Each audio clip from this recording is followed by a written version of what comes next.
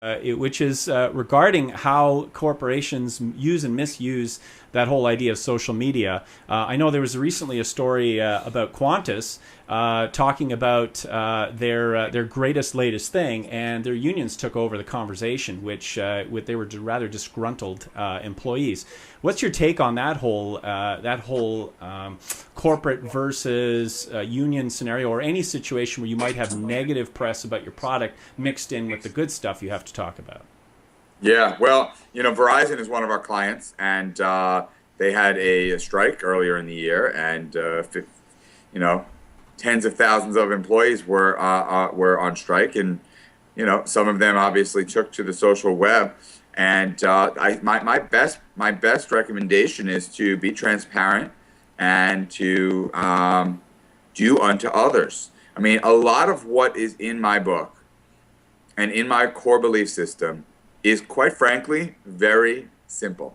It's not that complicated, And I think what's happened is, before the social web, there was the first web, Web 1.0, where everything was about the mathematics of click-through rates and calculating ROI and conversion.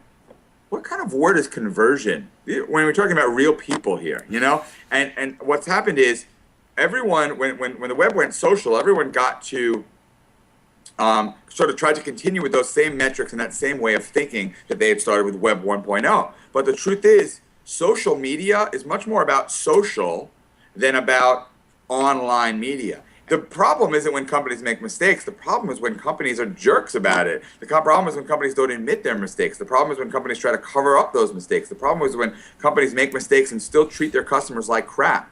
It's not that hard. Be likable. Admit when you screw up.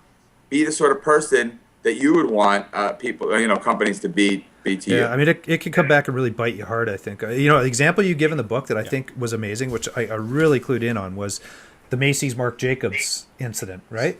Where you show up, and I think it was Foursquare you would use to figure this one out, and you show up at the Macy's counter, and they looked at you like you had three heads, I think, right? And if you could just give a bit of the scenario so people could understand what happened. Sure. I'll share the story. I mean, I'm obviously a big social media user, so I saw a Foursquare special that said, show up and you get a $250 Marc Jacobs bag and at Macy's. And I'm not a big fashion guy, but I was like, all right, $250 Marc Jacobs bag sounds pretty cool for my wife there.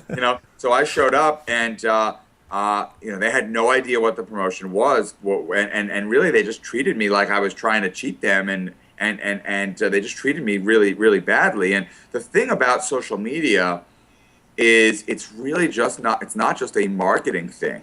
It's an everything thing. And the future of social media won't just be marketers. It will be every person at a business, from the CEO down to the cashier. Anyone that ever has any contact with customers needs to be clued into this. It can't just be your marketing department going out and doing social media. If you're a sales guy, if you're a customer support woman, if you are a recruiter, every person is going to have to understand how to use social media tools to do right by the customer and to do right by the company. Well, I think it comes back to the philosophy of the golden rule. You treat people how you want to be treated.